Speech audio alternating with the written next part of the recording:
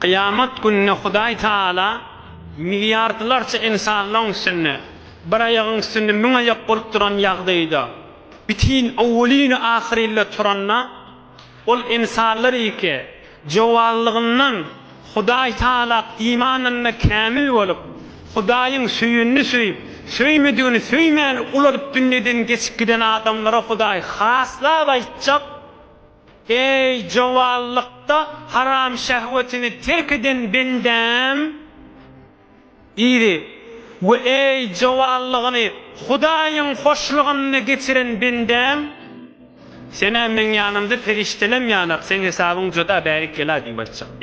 Al ketmäýşi ululanyň tawbasy kabul bolur, bir zat on gurruma öz başyna ýöne ýanky urrun içine girmeýär hiç wagtda.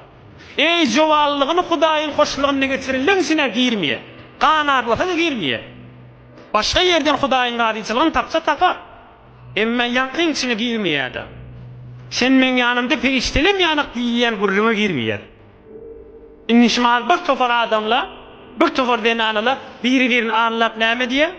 Men ýaşym 40-a baranna 50 baranda haja gitjek, şonda tawba etjek ahim men diýär. Awwelene tawba diýäni, oda bir gurrun kän geçdi, Hudaý Taala insanlaryň maskarasy goýan zat däldir.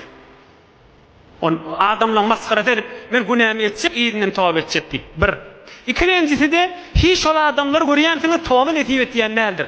Haja gidip gelenler. Bir kefde bir ay bir gow boljak ýanykdyr, bir ay geçenden sonra öňküm küçülipdir. Öňküm küçülip. Näme diýip? Olar öz pikirini öýle sözledi. Olar pikirini öýle, zanyny öýle gowlugyň ornuna dädi. Olar Hudaýyň hoşlugyny tapyn diýip ýadynda ýok. Bir zatlar onu maskara tutun ýerdi. Näme diýip? Dini girmegi ýük mukady. Habary ýok, dini girmek Hudaýyň ışgydygyndan. Dine girmek Allah'ın rahmetinin eterinde yaşamaktırından. Heyfke ol adamlara bir gurrunle de nesip eden akşo tayna etsene.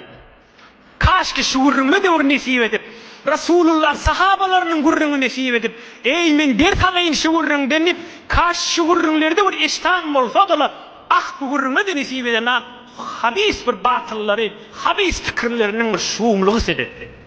Hudaý saklasın o ýagdaýdan. Hudaý saklasın.